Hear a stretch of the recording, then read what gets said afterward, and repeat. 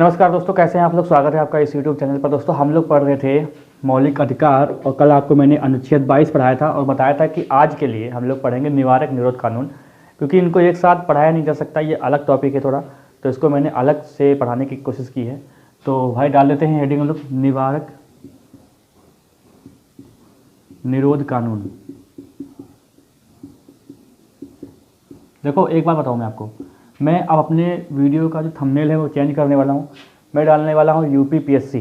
क्यों? क्योंकि मैं यूपीपीएससी लेवल का अगर पढ़ा रहा हूँ तो मैं क्यों और भी कोई थंबनेल लगाऊँ, है ना।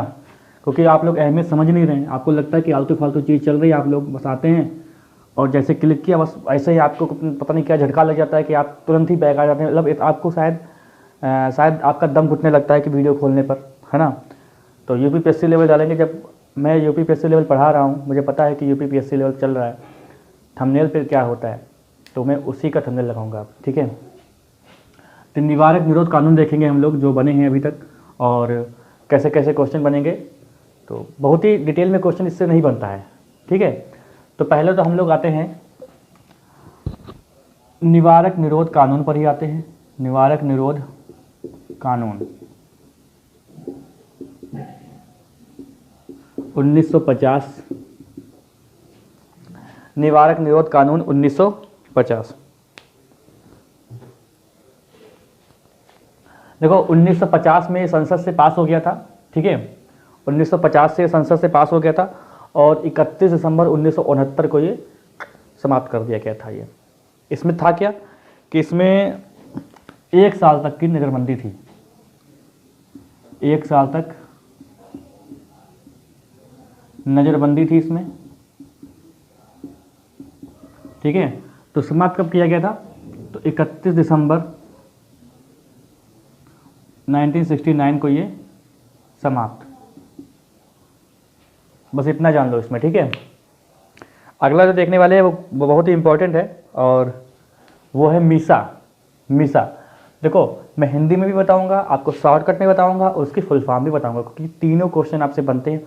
कब पास हुआ था, कब समाप्त हुआ था, ये भी क्वेश्चन आपसे बनते हैं, तो इसको भी डिटेल में देखेंगे हम लोग, ठीक है। तो दूसरा देखो का टोटल हम लोग 8 कानून देखेंगे, 8 निवारक निरोध कानून देखेंगे जो एग्जाम के पॉइंट ऑफ व्यू से बहुत ही इंपॉर्टेंट है, ठीक है।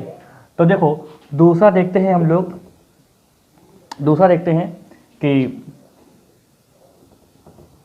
आंतरिक सुरक्षा व्यवस्था अधिनियम। ये इंदिरा गांधी सरकार की तरफ से, उनकी सरकार में मतलब आया था ये। तो इसको अगर अंग्रेजी में कहते हैं तो बोलते हैं इसको मेंटेनेंस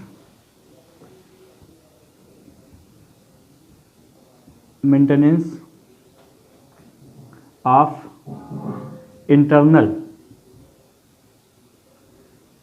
सिक्योरिटी, ठीक है, एक्ट। क्या बोलते हैं इसको? Maintenance of internal security act. इसको ही शॉर्टकट में बोलते हैं मीसा। क्या बोलते हैं इसको? मीसा बोलते हैं,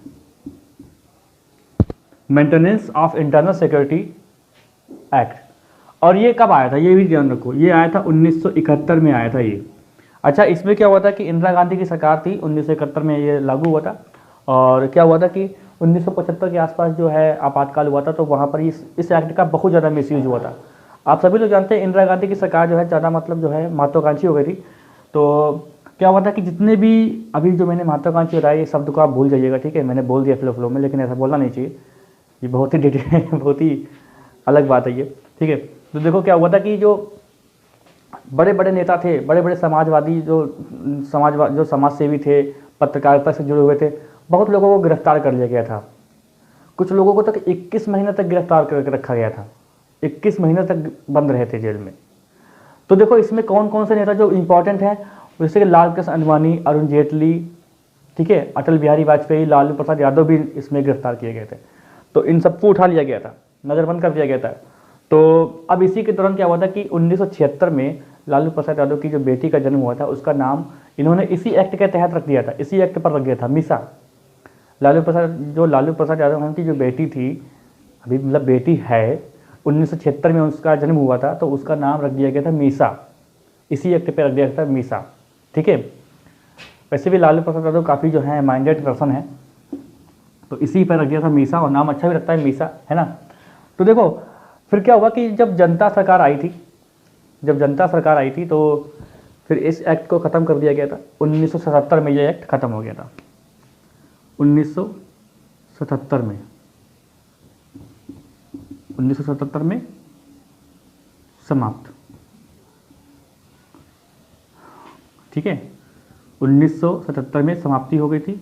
तो आपको क्या इसमें याद रखना है, पहली बात तो ये कब आया था, दूसरी बात क्या है कि आपको मीसा की फुल फॉर्म याद रखनी है, maintenance of internal security act, ये आपको मीसा की फुल फॉर्म याद रखनी है ना, ये मीसा की आपको फुल फॉर्म याद रखनी है। तो इसमें क्या हुआ था कि बड़े बड़े नेता जो गिरफ्तार कर लिए गए थे, अब जब गिरफ्तार कर लिए गए तो कहाँ से भाषण दोगे, कहाँ से अपना प्रचार करोगे, क्योंकि चुनाव होने वाले थे। ठीक है, चलो अब दूसरी बात देखते हैं, तीसरी देखते हैं क्या, तीसरा जिसको आप बोलते हैं, इसको शॉर्टकट में क्या बोलते हैं, कोफ पोसा। तो इसको हिंदी में पहले देखते हैं, हिंदी में क्या बोलते हैं इसको, हिंदी में कहते हैं विदेशी मुद्रा संरक्षण, ठीक है, और विदेशी मुद्रा संरक्षण और तस्करी निवारण अधिनियम। ठीक है, अब देखो हिंदी में इतना इंपॉर्टेंट नहीं है, बात है कि इंग्लिश में ये एक्ट इंग्लिश में ही पूछा जाता है, लेकिन हिंदी में अच्छा एक बात है, एक्ट वगैरह अंग्रेजी में पढ़ने में ज़्यादा मजा आता है। तो आप अगर अंग्रेजी में याद कर लेते हैं, मान लीजिए आपके हिंदी का, आप हिंदी मीडियम से, आप हिंदी में दे रहे, तो आपको कभी कभी क्या होता है कि यार ये क्या पढ़ लिया, ये क्या आ रहा है। तो भाई एक बार नज़र अपने अंग्रेजी वाले में भी देख लीजिए कि क्या पता आपको याद आ जाए कि आपने ये पढ़ा हुआ है। ठीक है, तो इसको देखो अंग्रेजी में बोलते क्या है। पहली बात तो इसको जो याद करने का तरीका होता है वो होता है कोफ पोसा। तो इसकी फुल फॉर्म अगर बात करते हैं, इसको देखो क्या बोलते हैं, कोफ पोसा, COFEPOSA, ये है। ठीक है, अच्छा इसके लागू करने की, अच्छा बताता हूँ मैं लागू कब हो रहा है, देखो कब बना था ये। तो इसकी अगर फुल फॉर्म की बात करें, क्योंकि फुल फॉर्म तो इंपॉर्टेंट है ना, तो क्या है, कंजर्वेशन, यहां से देखो,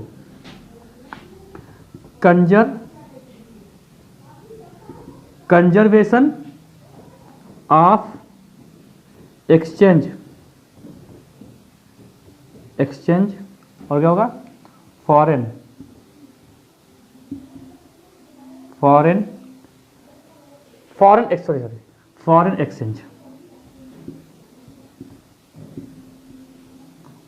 एक्सचेंज एंड, अब ये देखो ये कोफ है, यहां तक हो गया, कंजर्वेशन ऑफ फॉरेन एक्सचेंज, ये कोफ हो गया। अब पोसा देखो,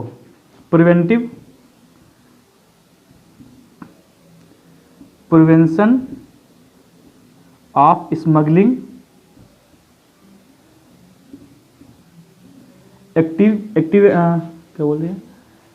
क्या बोलेंगे इसको, एक्टिविटीज, हाँ एक्टिवनेस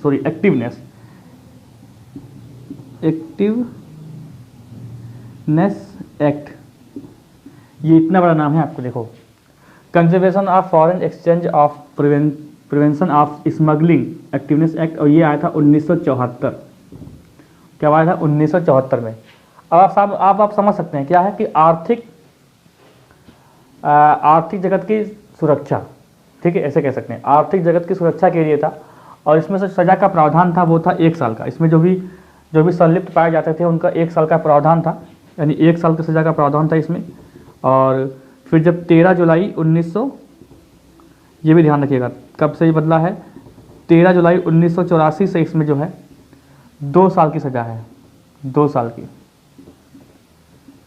आप समझ रहे नहीं, तस्करी मतलब जानते हैं क्या है, स्मगलिंग, उसको स्मगलिंग, तस्करी को स्मगलिंग बोलते हैं। ठीक है, तो ये पहले 1 साल की सजा का प्रावधान था, 13 जुलाई 1984 तक, 84 से 2 साल की सजा का प्रावधान है। और ये कोफसा जो है, ये कोफ पोसा, इसकी फुल फॉर्म आपको अच्छे से याद रखनी है, conservation of foreign exchange and prevention of smuggling activeness act 1974। सही है, चलो आगे चलते हैं, रफ करूँ मैं इसको, ये वीडियो चल रहा है, मैं देख लूँ एक बार। ठीक है। ये जो फुल फॉर्म होती है ये आपसे बहुत पूछता है एग्जाम में, ठीक है। अब क्या देखते हैं, रासुका, राष्ट्रीय सुरक्षा कानून, नेशनल सिक्योरिटी एक्ट। रासुका देखो, ज़्यादा लंबा वीडियो नहीं बनेगा क्योंकि ज़्यादा लंबा बनाने की जरूरत है नहीं कि बार बार मैं आपको एक चीज़ समझाऊँ कि मतलब खाली मूली कहानी आपको बता रहा हूँ लंबा करने के चक्कर में, तो ऐसा नहीं है। क्योंकि मेरी तो कोशिश भी यही रहती है कि जितना छोटा हो सके उतना, जितनी कम देर में ज़्यादा बातें हो सके उतना ज़्यादा अच्छा रहता है ना। तो देखो रासुका, राष्ट्रीय सुरक्षा कानून, नेशनल सिक्योरिटी एक्ट। देखो ये जो रासुका आया है वो इसी से आया है, रासुका। राइस का ले लिया, ठीक है, साइज का ले लेंगे, का इसका ले लेंगे, इसका। तो रासुका इसी से आया है, नेशनल सिक्योरिटी एक्ट। ये अलग चीज़ है, मतलब है इसका, लेकिन जो शॉर्टकट लिया है वो इससे नहीं, वो अंग्रेजी वर्जन से नहीं, हिंदी वर्जन से लिया है। ये कब आया था, तो आपको लगाना है 1980 से 1980 और 81 लगाना। मतलब क्या 1980 में कानून आया था, 81 में पास किया, लागू कर दिया गया था। इसमें क्या था, जैसे कि क्या बात हुई है, राष्ट्रीय सुरक्षा की बात हुई है। तो राष्ट्रीय सुरक्षा मतलब क्या हुआ कि अपने देश की सुरक्षा की बात। तो देश में जो अपने जो राष्ट्र में जो अखंडता, एकता और संप्रभुता पर जो आंच पहुंचाने वाले कारक हैं, जो संकट पहुंचाने वाले कारक हैं, संकट लाने वाले कारक हैं, उनको समाप्त करने के लिए रासुका लाया गया है, ठीक है। मतलब क्या है, जो देश की अखंडता जो खराब करेंगे या संप्रभुता को आंच पहुंचाएंगे या एकता में कुछ जो है संकट लाने की कोशिश करने वाले जो कारक होते हैं, मतलब कारक मतलब जो भी व्यक्ति वगैरह हैं, तो उनको मतलब उन पे जो है रासुका लगेगा, है ना। ये क्वेश्चन है। तो ये कौन सा 4 नंबर पर था ये। अब देखो 5 नंबर पर क्या है। 5 नंबर वाला काफ़ी इंपॉर्टेंट है, वो ये है कि आतंकवाद और विध्वंसक गतिविधि विरोधी गतिविधि निवारण अधिनियम। अब देखो ऐसा है कि शायद आपने ये ना सुना हो हिंदी में, लेकिन आपने तैयारी की तो आपको ये तो पता ही होगा कि टाडा कुछ टाडा था। टाडा, ये टाडा है। इसकी अगर फुल फॉर्म की देखो बात करते हैं तो देखो क्या है, ये पहली बात क्या है, ये टाडा है, इसको ही बोलते हैं टाडा। 1985 का एक्ट, ठीक है। टाडा की फुल फॉर्म आपसे बनती है, पूछता है तो क्या बोलेंगे इसको, टेररिज्म, ये नहीं ये यार हो गई, अच्छा आ रही था वो टेररिज्म, अपनी राइटिंग में खुद पहचान नहीं पा रहा। Terrorism and disruptive activities, disruptive bracket में लिख लो प्रिवेंशन, ठीक है।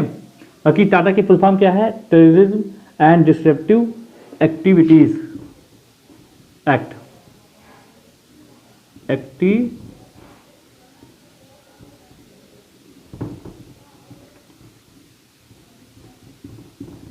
एक्टिविटीज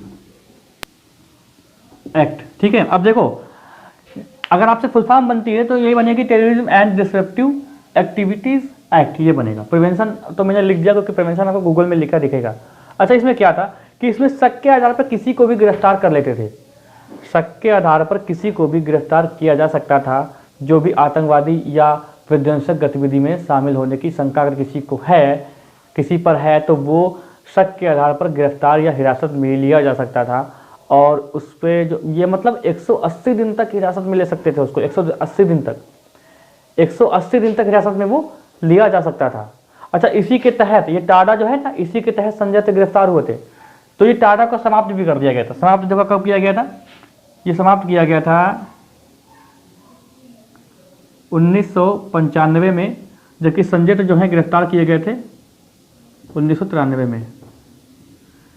तो संजय दत्त को जो गिरफ्तार किया गया था वो इसी अधिनियम के तहत गिरफ्तार किया गया था, क्योंकि उनके घर में हथियार वगैरह पाए गए थे। तो ये समाप्त किया गया था 1995 और 1993 में ये गिरफ्तार हुए थे, संजय दत्त गिरफ्तार हुए थे। ठीक है, तो ये आपका होगा टेररिज्म एंड डिसरप्टिव। तो ये समाप्त भी हो गया है। ठीक है, ये ध्यान रखिएगा। तो कब हुआ था? 1985 में ये लागू हुआ था और 1995 में 20 साल बाद ये नहीं 10 साल बाद ये समाप्त हो गया था। ठीक है, अगला देखो क्या है, छठा जो ये है वो है आतंकवाद निवारण अधिनियम। क्या है? आतंकवाद निवारण अधिनियम। तो इसको क्या बोलते हैं? इसको बोलते हैं पोटा। इसको क्या बोलते हैं? पोटा। तो आतंकवाद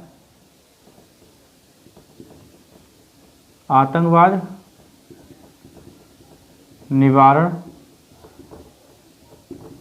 अधिनियम। अच्छा, अंग्रेजी में क्या बोलेंगे इसको भाई? तब तो उसकी शॉर्टकट आएगी। अंग्रेजी में इसको बोलेंगे टेररिज्म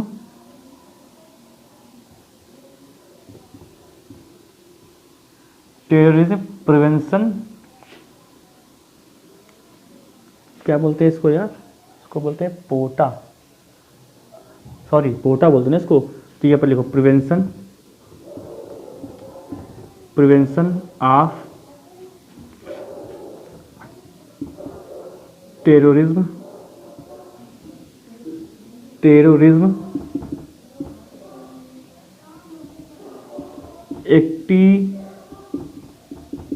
एक्टिविटीज। नहीं, एक्ट लिखो, एक्ट। Sorry, act. कब आया था ये देखो, ये 2002 में आया था। 2002 में 21 मार्च 2002 में लागू हुआ था आतंकवाद निवारण अधिनियम, प्रिवेंशन ऑफ टेररिज्म एक्ट। ठीक है, इसमें और कुछ नहीं है, क्योंकि भाई आतंकवाद के लिए है, इसका निवारण के लिए है, तो इसका समाप्त भी कर दिया गया था। इसको समाप्त किया गया था। समाप्त की डेट आपको याद रखनी है 21 सितंबर। जरूरी नहीं है समाप्त कब हुआ था भाई, ये 21 सितंबर। क्या हो रहा है मुझसे आज? 2004 को ये समाप्ति हो गया था। देखो, अब इसको क्या बोलते हैं? इसको बोलते हैं पोटा। आपसे क्वेश्चन ये बनेगा ना कि पोटा कब लागू हुआ था, पोटा के फुल फॉर्म क्या होती है। ठीक है, और पोटा का समाप्त हुआ था, ये सारे इतने सारे क्वेश्चन। अब देखो यहाँ पे देखो, पोटा की फुल फॉर्म क्या है? पहला क्वेश्चन ये आया। कब लागू हुआ? दूसरा क्वेश्चन ये आया। तीसरा क्वेश्चन कब समाप्त हुआ? ये आया। ठीक है, तो देखो ना, एक लाइन में 3-3, 4-4 क्वेश्चन बन रहे हैं। अगर आपको लगेगा कि एक लाइन है तो एक लाइन नहीं है, ये 3-3, 4-4 क्वेश्चन बनते हैं इसमें। तो प्रिवेंशन ऑफ टेररिज्म एक्ट, पोटा। अब इसमें आओ, 7वां देखते हैं। 7वां जो है वो क्या है? वो ये है आपका कि गैर कानूनी गतिविधियां निवारण अधिनियम। गैर कानूनी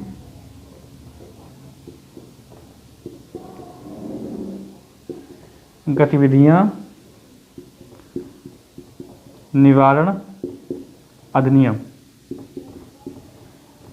देखो, अब इसका अंग्रेजी वर्णन भी है, वो देखो क्या है। वो ये है कि unlawful activities prevention act. Activities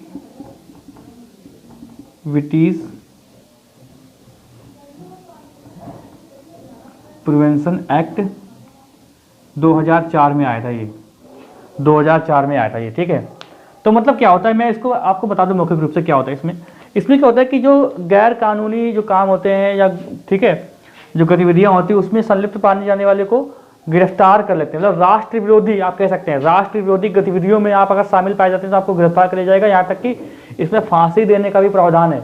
तो देखो, इस पर आए दिन जो है विवाद होता है कि ये मौलिक अधिकारों का हनन है, लेकिन ये आज भी विद्यमान है। ठीक है, तो ये आज भी विद्यमान है।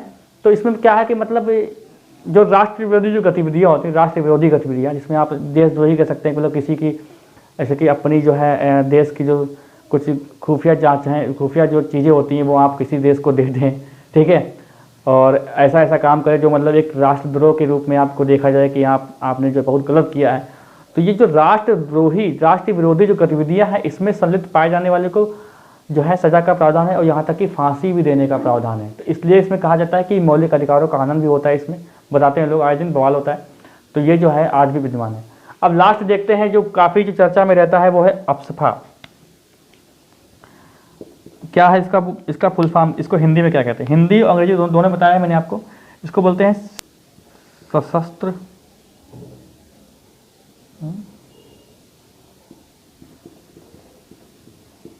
सैन्य विशेषाधिकार अधिनियम। देखो ये जो है ये 1958 की बात है, ठीक है। इसको देखो अंग्रेजी में क्या बोलते हैं, इसको अंग्रेजी में बोलते हैं आर्म्ड फोर्स स्पेशल पावर।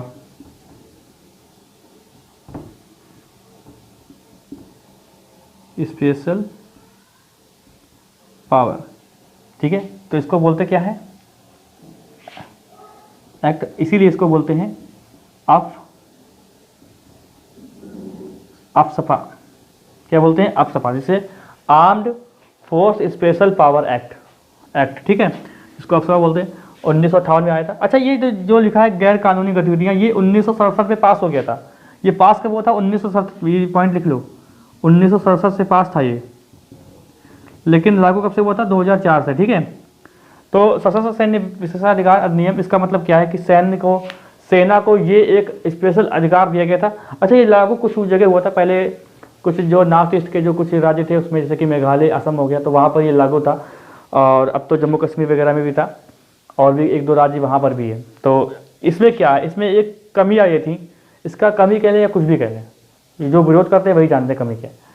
इसमें क्या है कि सेना को एक अलग से अधिकार, एक बहुत ही बड़ा अधिकार, विशेषाधिकार इसको बोलते हैं, विशेष अधिकार मिलता है कि वो किसी के क्षेत्र में जाके कहीं भी कभी भी तलाशी ले सकते हैं, कभी भी जगा सकते हैं कि भैया तलाशी दो, सवाल जवाब कर सकते हैं, यहाँ तक कि गोली भी मार सकते हैं। तो इसीलिए इसका जो है काफ़ी जो है विरोध होता रहा है और अभी तक भी होता रहा है, ठीक है। तो इसका पहले भी काफ़ी विरोध था, अभी भी विरोध है। तो सशस्त्र सैन्य विशेषाधिकार अफसफा, ठीक है, तो इसका अभी तक विरोध होता रहा है। तो मतलब सेना को अधिकार था कि वो किसी को भी गोली मार सकते हैं अगर उनको शक हो कि वो ऐसा कोई काम करे जो नहीं करना चाहिए, कभी भी सवाल जवाब कर सकते हैं। और ये कानून लाने का कुछ आवश्यकता होगी तभी ये कानून लाया होगा। अच्छा ये जो मैंने कल बताया था कि निवारक निरोध कानून जो होते हैं ये सारे संसद पास करती है, ठीक है, संसद पास करती है, संसद बनाती है सारे कानून। और उसमें क्या होता है कि अनुच्छेद 22(7) में मैंने बताया था, अनुच्छेद 22(7) में जो है ये अधिकार दिया गया है संसद को, ये सारे कानून जो है पास करती है कौन? संसद, और कितनी भी समयावधि रख सकती है। और जब ये ऐसा होता है तो 22/4 जो समाप्त हो जाता है। मैंने कल आपको अच्छे से बताया था, आप लोग चाहें तो वो वाला कल वाला वीडियो देखें, अगर नहीं देखा है तो तब आपको ये अच्छे से समझ में आएगा कि ये आज ये क्या पढ़ाया जा रहा है। तो ये निवारक निरोध कानून की जो बात हुई थी, मैंने आपको बताया था कि अनुच्छेद 22 में जो है इसका वर्णन है। इसमें 2 प्रकार के दंड दिए गए हैं, एक तो दंडात्मक, मतलब 2 प्रकार के गिरफ्तारी है, एक तो दंडात्मक है, आप दंड करने के बाद गिरफ्तार किए जाएंगे, एक क्या बताया था मैंने? निवारक निरोध कानून, ठीक है, प्रिवेंशन डिटेंशन। इसके तहत क्या होता है कि आप अपराध करने वाले थे, आप योजना बना रहे थे, आप शक के आधार में गिरफ्तार कर लिए गए। तो ये जो आज मैंने बताया है 8 प्रकार के जो निवारक निरोध कानून, ये निवारक निरोध कानून के ही अंतर्गत है। और मैंने बताया था कि अनुच्छेद 22 में 7 क्लास है, जबकि पहला और दूसरा दंडात्मक में आता है, बाकी जो 5 के 5 हैं वो किस में आते हैं? वो निवारक निरोध कानून में आते हैं। ये सब बातें मैंने आपको बताई थी, मैंने हल्का सा रिवीजन कर दिया है। आप लोग चाहें तो कल देख लीजिएगा, मतलब कल वाला वीडियो भी देखें, ठीक है। देखिए मैंने एंड स्क्रीन में या कहीं आई बटन में कुछ लगाता नहीं हूँ मैं। आप लोग इंटरेस्टेड हैं तो वीडियो की प्लेलिस्ट खोले, वहाँ पर पॉलिटी का जो प्लेलिस्ट बनी है उसका लिंक पड़ा है, आप लोग सारे वीडियो क्रमानुसार देख सकते हैं, ठीक है। तो कोई सवाल अगर आपका अगर हो किसी चीज़ को लेकर तो आप लोग कमेंट कर सकते हैं। कोई गलती अगर हो गई हो तो बताइएगा, क्योंकि लाइव क्लास में तुरंत गलती का जो है निवारण हो जाता है, पर यहाँ पर ऐसा है ना, ये वीडियो रिकॉर्ड हो रहा है इसीलिए ऐसा कुछ होता नहीं, पता नहीं चलता है। तो हालांकि गलती तो नहीं, ना के बराबर होगी, गलती हो ही नहीं सकती है, क्योंकि काफ़ी देखने के बाद ये सब बनता है वीडियो, काफ़ी मेहनत लगती है। तो चैनल पर जो लोग नए हैं वो कृपया सब्सक्राइब कर लें, बेल आइकन दबा दें, जिससे आपको वीडियो का नोटिफिकेशन मिलता रहे। मिलते हैं हम लोग अगली क्लास में, और वीडियो को लाइक करना मत भूलिएगा, वीडियो को शेयर भी कीजिएगा।